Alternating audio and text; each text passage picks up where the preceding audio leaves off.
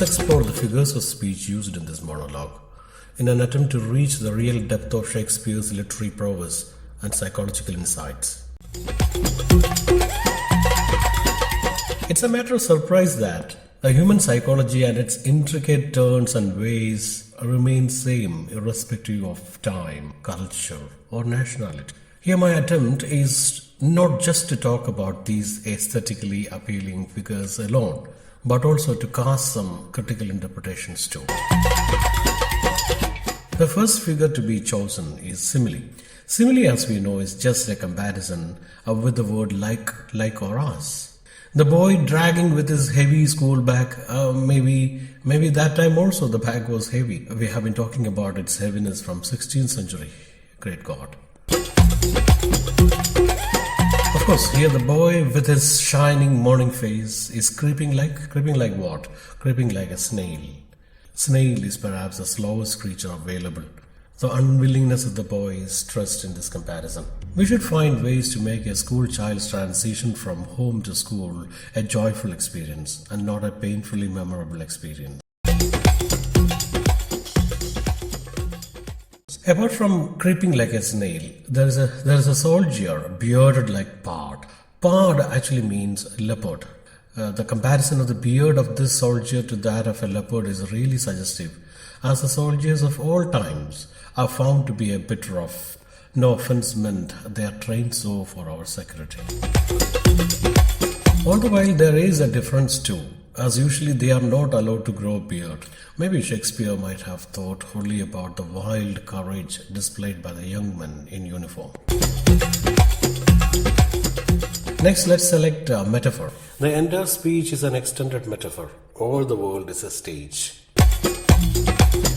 This metaphor compares the world to a stage, emphasizing the idea that life is like a drama with different acts or stages, and individuals are merely actors playing their roles. Let's select the next figure of speech, synecdoche. Synecdoche is a figure of speech in which a part is made to represent the whole, or vice versa. In the line where the lover appears singing his lovely and melancholic ballad made to his mistress's eyebrow, we see the romantic teenager sighing like a furnace, again another simile, describing the eyebrow of his crush. Here the eyebrow stands for the entire beautiful form of the girl and her romantic gestures. Love indeed is a passion beyond time and definition.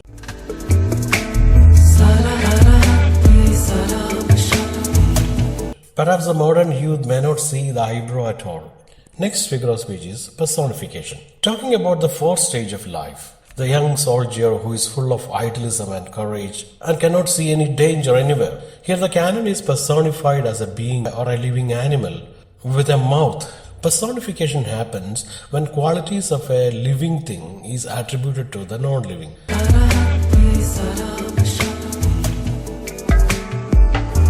The next figure is a bit different. The sixth age of man itself is represented figuratively as a human being, and in particular as the character type of the old man in Italian comedy named Pantaloon. As Pantaloon in traditional Italian comedy is a miserly hoarder of his money and fearful that someone will try to rob him. So these same qualities are implied by the personification of the sixth age by this character. It's interesting to note that the sixth age is slippered also, because the old man seldom travels outside his house, staying at home and guarding his savings. See Shakespeare laughing behind the line. Everybody makes a bulk load of wealth and then guards it till the funny death takes him out of this life.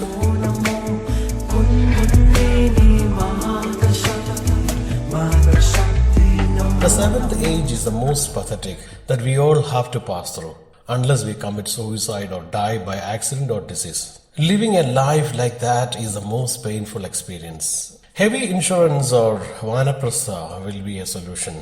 Living a life without, sans actually means without. Living a life sans sight, sans taste, sans teeth. Stop the song when the voice is still melodious.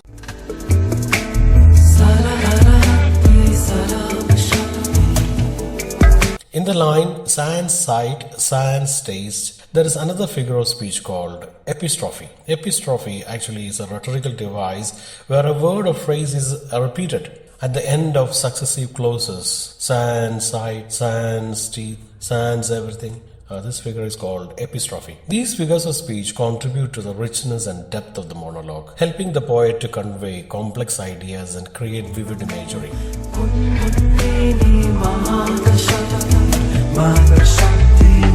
Now let's look into the word meanings very quickly. I'm going to take you on a journey into the Mewling wild. means crying feebly. Puking actually means vomiting, especially small children, babies, infants very often are found puking. Satchel or sashel, a bag carried on shoulder, typically with a strap and used for carrying books. Woeful means sorrowful. Jealous here means apprehensive of losing affection or possession. Cannon, a large caliber gun used in warfare, typically on wheels. Capon is a castrated rooster. Wise source means wise sayings or proverbs. A wise judge is equipped with all latest information about the latest events and occurrences, and he is able to provide any data. He is a man of general knowledge. Furnace, here it metaphorically refers to the intense sighing or passion of a lover. Furnace is like chimney. Pantaloon, a character in comedy traditionally portrayed as a foolish old man. Shank, the part of the leg between knee and the ankle. So when we become old, we become children again. It's simulating all the same qualities of a child. The voice also changes. Not only that, the teeth falls and the eyes fade. Oblivion means a state of being completely forgotten or unknown. Sans means without. That's all. Thank you.